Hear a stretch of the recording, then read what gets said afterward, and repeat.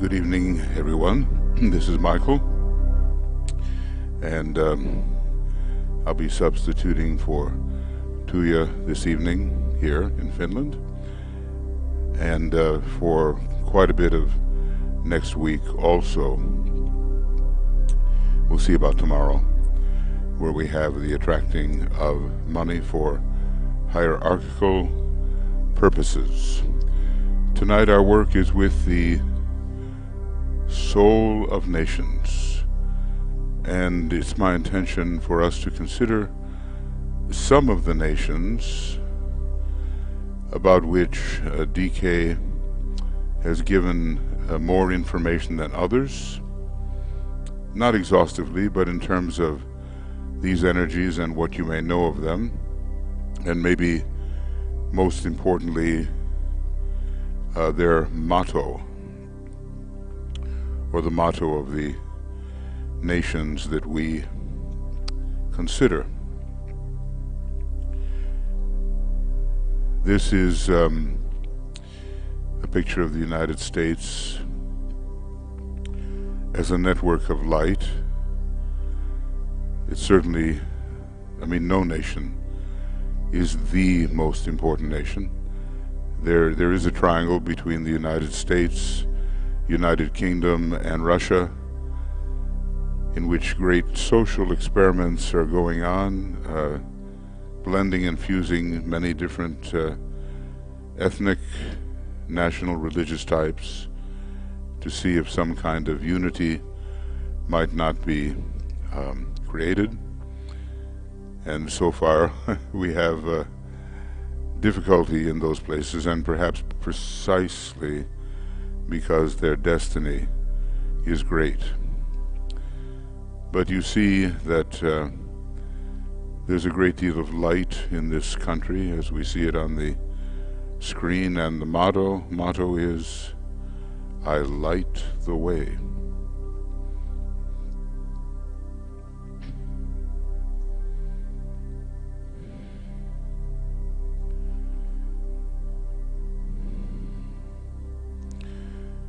The way, perhaps, is the path to a more spiritual, a more elevated, a less personal, elemental type of life, towards being truly human and having custodianship increasingly over the lower kingdoms, guarding them and guiding them, and being the bridge between the higher kingdoms and the lower. There is a way for individuals to tread, and there's also a way for nations to tread. And the path exists.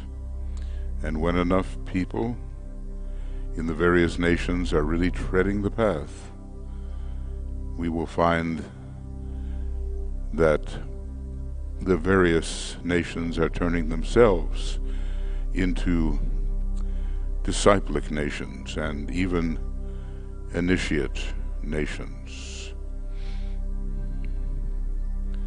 Maybe some of this will start to happen in earnest when the great Lord and his hierarchy again are appearing for every eye to see. To recognize is another matter, but at least to see. So the teaching goes forth from the United States, and it's taken up in various places, Europe and Russia, I suppose, and various places around the world where there are responsive and sensitive disciples.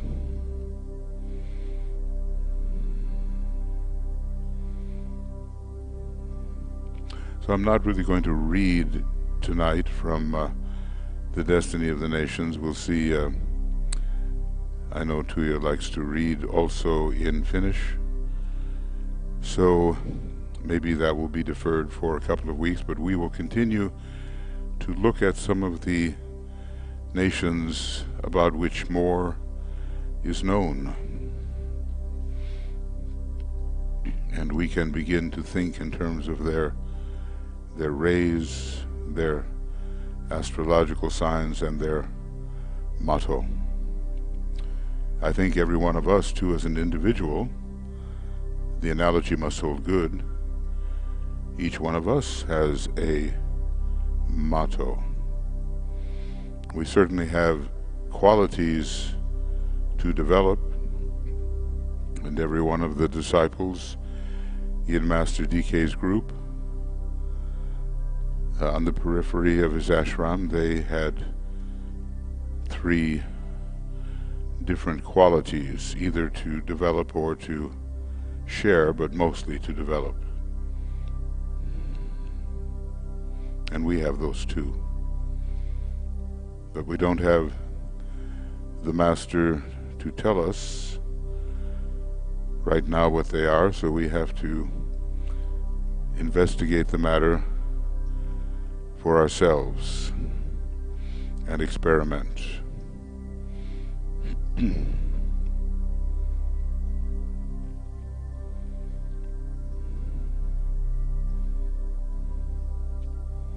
Beneath it all, the triangles sustain the incoming light, love, and will of the soul. And it's amazing how effective can be this work, which DK said must go on, so do not let it lapse in your life, but continue to feed all of your outer relations with the lighted, loving, and powerful triangular inner relations, invoking from high places the energies which truly guide humanity towards the good.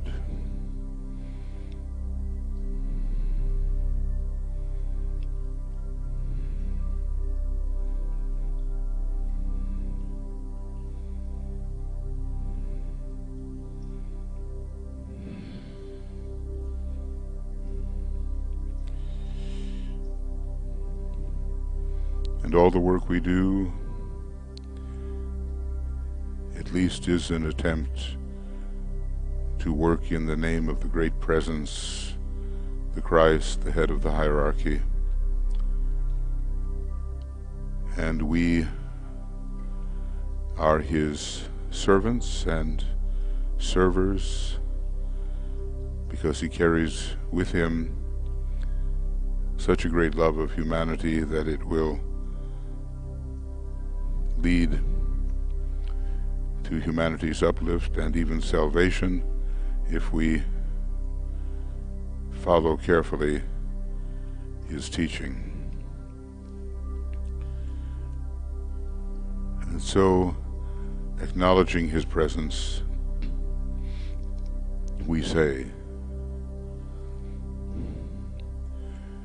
we have gathered in your name, Lord Maitreya, be with us.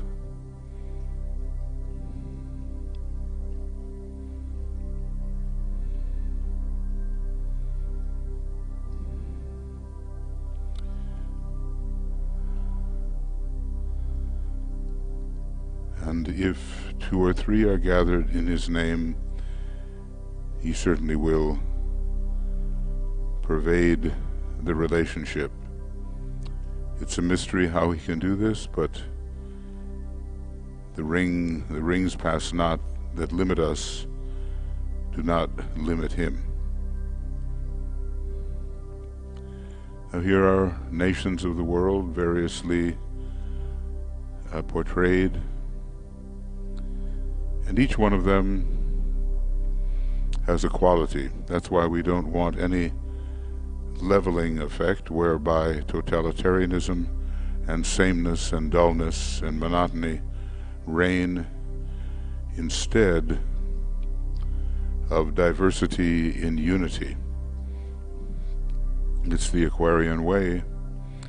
Unity in diversity, diversity in unity.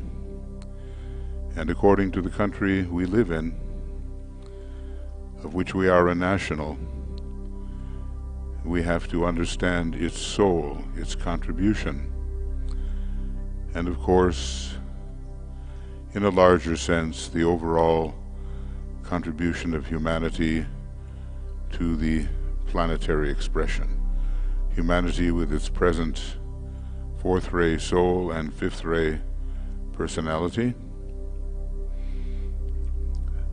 one day to be a second ray soul and a fourth ray personality. At least that's how I understand it.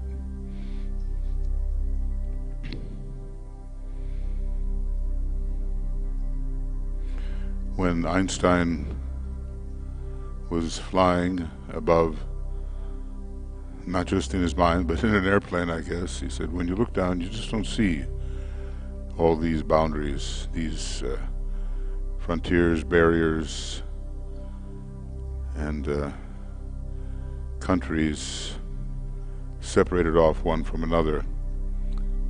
And as a good Pisces and Cancer, he certainly understood the unity of things, and we have to also the great unity, and at the same time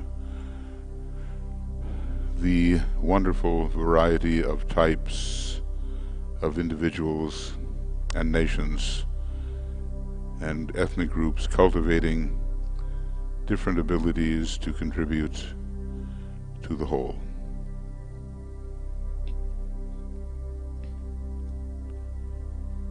It's a wonderful sight to see the flags flying, representing no low thing, but the idealism of the nations. Idealism can be a very high thing and can lead straight into the monad. Now, here are some of the countries, and let's contemplate together, not all of these, but some, given what we know about them, or think we know, and maybe come into a deeper intimacy with what they really are in their present state. Countries change, of course. Personality rays change in countries, as DK tells us. I'm not sure about soul rays, but he tells us there are changing personality rays, very much like the incarnational process in a human being. So first, let us visualize India, and we all know where it is here, and it's the subcontinent here, still above the equator just slightly, and extending down from Tibet and Nepal, and sort of connecting with China and Indochina. It's the great heir to probably the Atlantean civilization, a great source of profound wisdom, no matter what kind of degradation it has experienced from time to time. Its personality ray, the fourth ray of harmony through conflict, as DK tells us, when looking at Mars in relation to Capricorn, that India has been a battlefield down the ages, and the fourth ray is a ray of war and battle leading to harmony. The colorful nature of the Indian psyche is there. The conflict, the many subdivisions, often warring with each other but seeking to get along. And it's one of those nations that has the first ray of power. That in China, account for so many of the billions of people that are presently incarnated in humanity. How many human beings there truly are, we don't know. It seems that there are about 6, 7, 8 billion on the planet, and how many are out of incarnation? There's different estimates. But it's the great ray one of power, it's the ray of will, and a great ray one teaching has come out of India. We can call it Brahmanism, we can call it Vedanta. It emphasizes the one life, the one being. Aries is there with the soul, and Capricorn with the personality. And then let us ponder for a little while on India's motto, I hide the light. What light is that? And what is the nature of the hiding, and why is it hidden? Let's ponder for a little time on, really it's the future of India. I hide the light.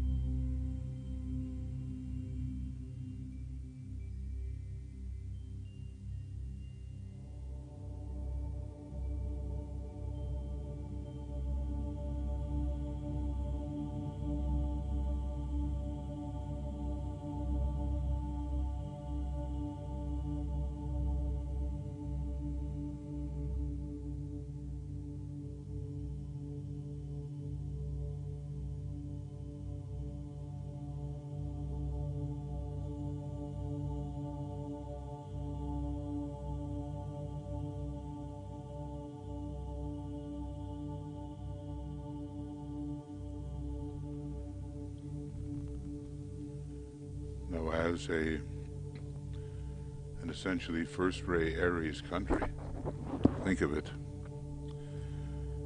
The first sign of the zodiac and the first ray.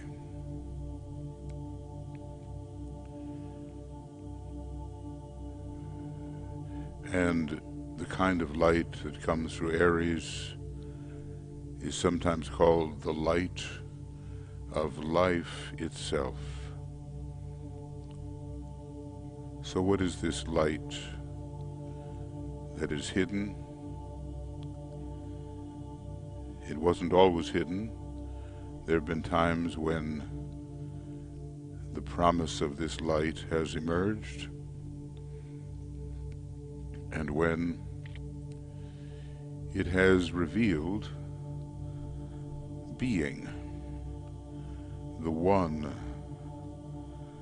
the light of life itself, revealing through Brahmanism and Vedanta, and who knows what earlier forms,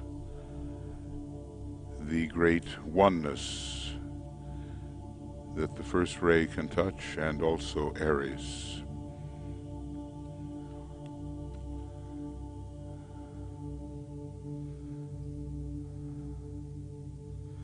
So there's over 1 billion people there, and so many languages spoken, and such division, and so many conflicts. And yet out of all these conflicts, harmony will come eventually. And you can see already that the first ray is rising again in India, connected with the practical Capricorn nature of the personality and its connection with achievement and with initiation. And the time of the true warriorship on behalf of the spirit will come again, and in a still more impressive manner.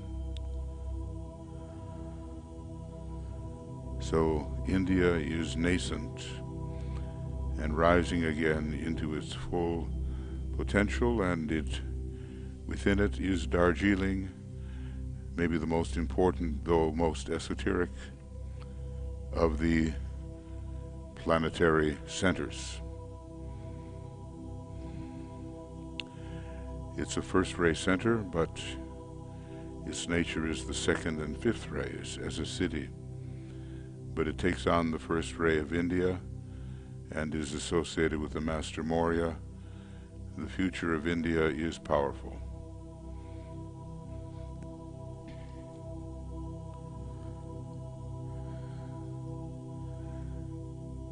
And when it comes to the will and the spirit and pure being, India will have much light to throw upon the subject.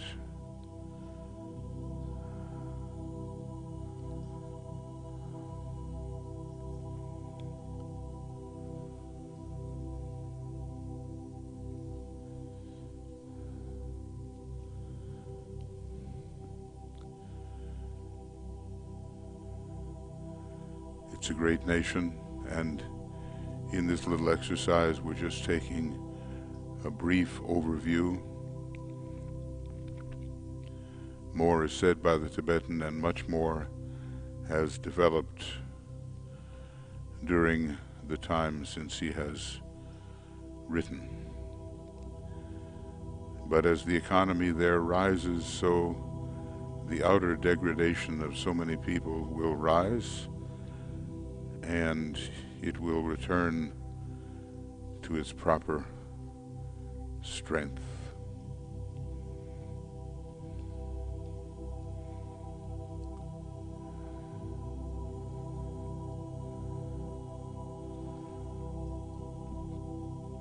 We'll take also tonight China.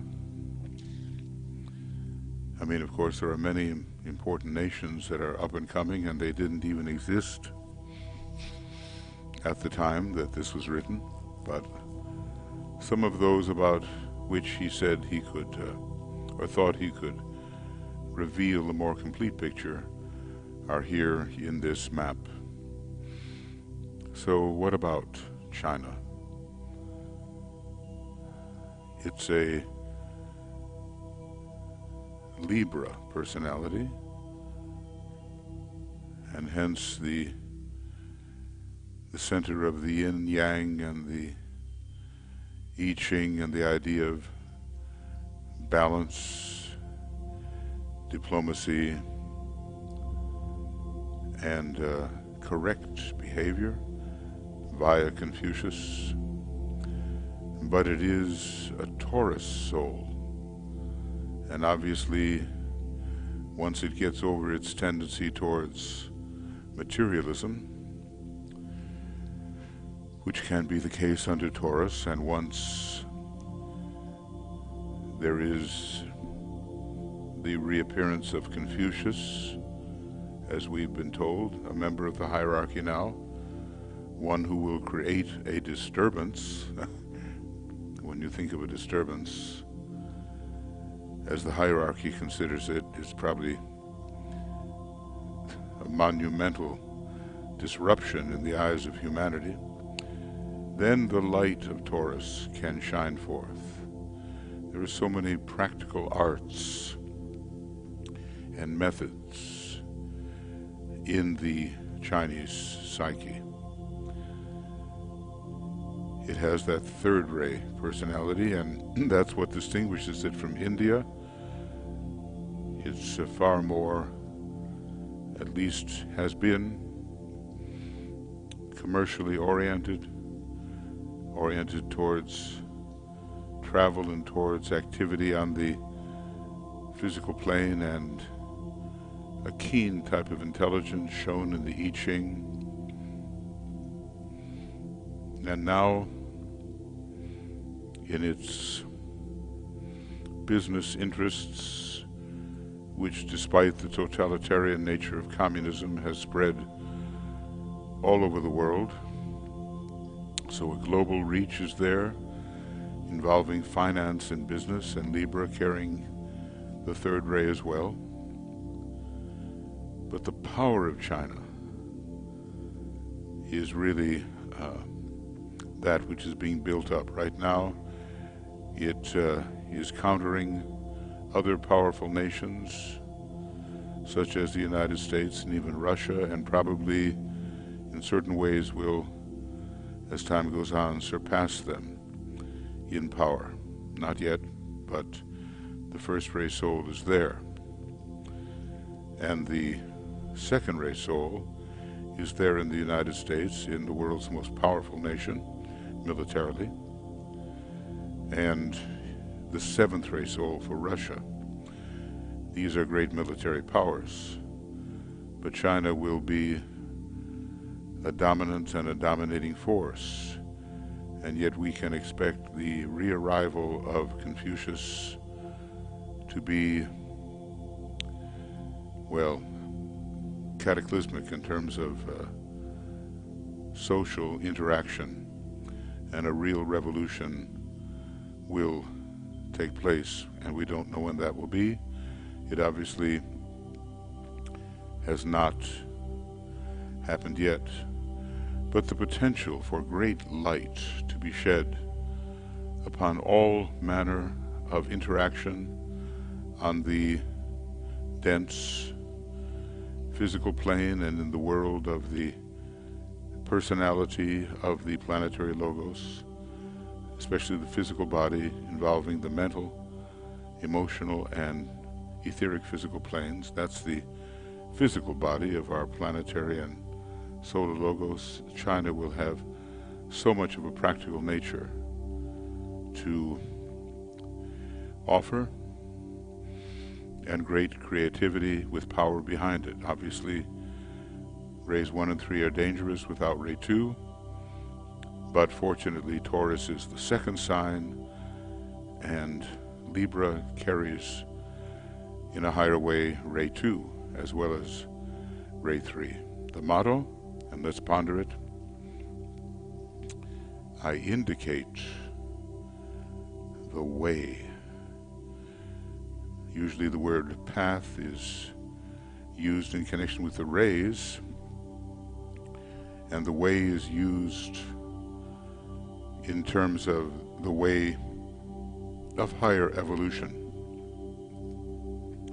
So we don't know exactly what the Tibetan is meaning here, but there is a way to tread, and an indication is a pointing towards, so that others realize that it exists. Let us ponder on this great and once again rising nation, China. I indicate the way.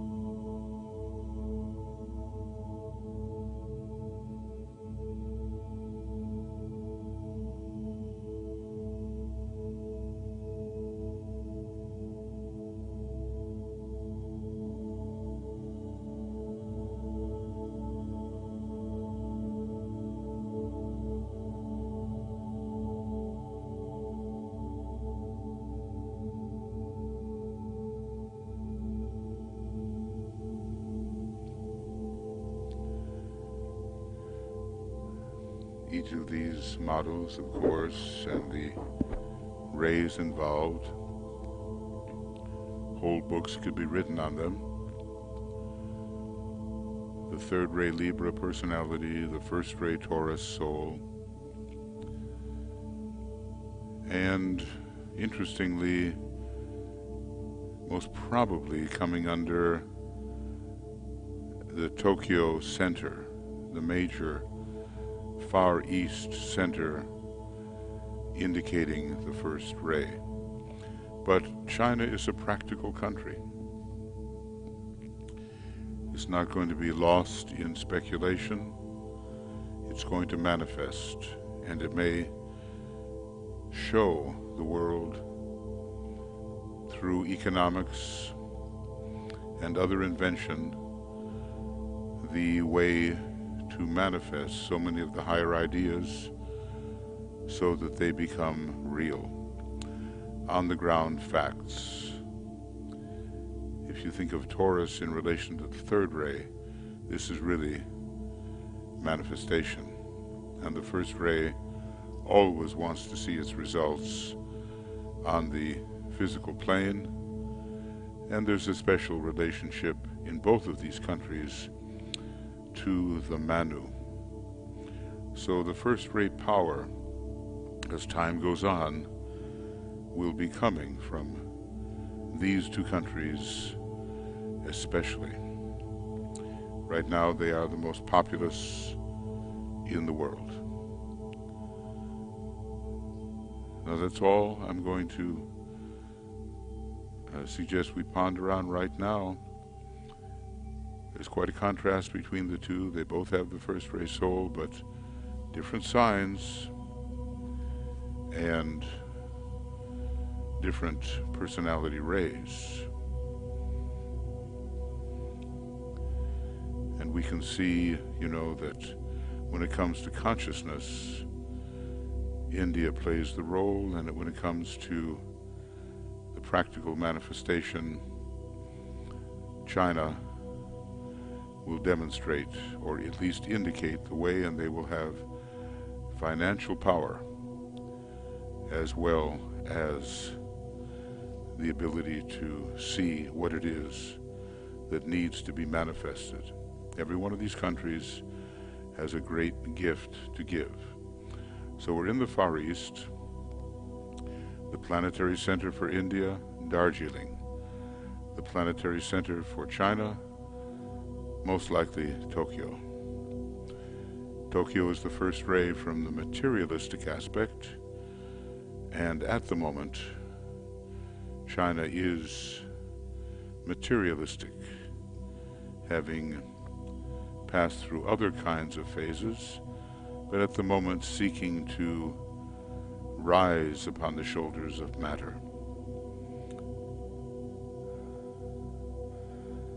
When we consider countries, we have to consider the esoteric patterns behind their present manifestation and intended future manifestation.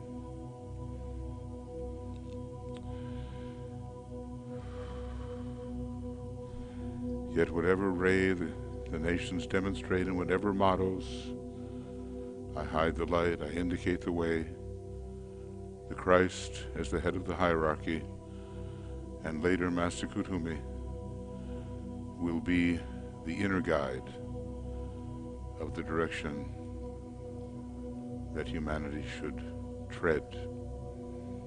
That will be the overarching indicator of the right way. So let's just imagine the Christ as influencing and supervising, leaving free will, of course, but the contribution and progress of the nations.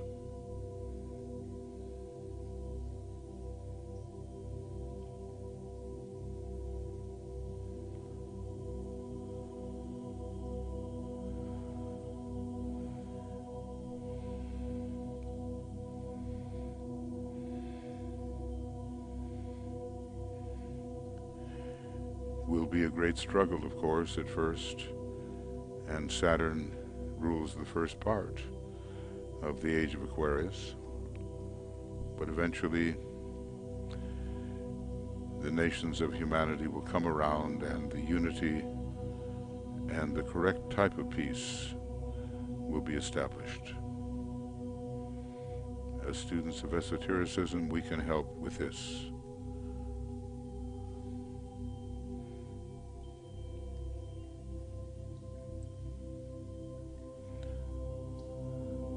So let us sound together or attend to the singing of the great invocation. Invoking the future, where all nations can build the causal body and give of the causal body as a gift to all other nations.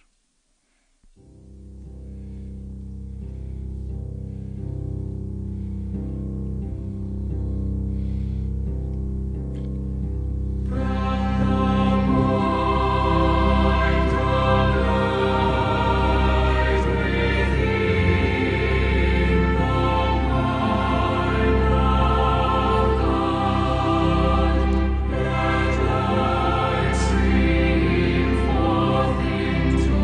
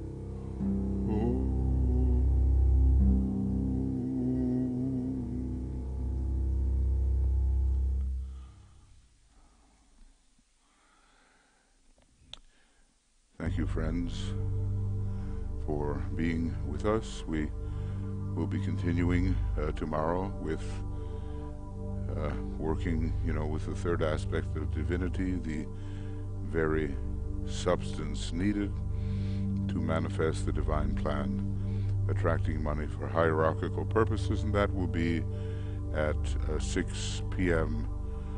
GMT. And we certainly do appreciate any tangible support that you can send to the University of the Seven Rays or the Moria Federation, as it keeps everything flowing, well,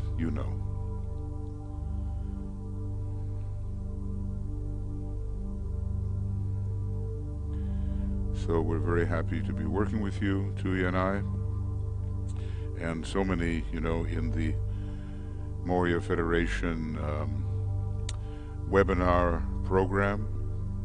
So do take advantage of that, and if you'd like, do find yourself on the constant contact list for the Moria Federation, and you will be informed of all kinds of things that we are attempting to bring to people to prepare the way for the great Lord and his hierarchy.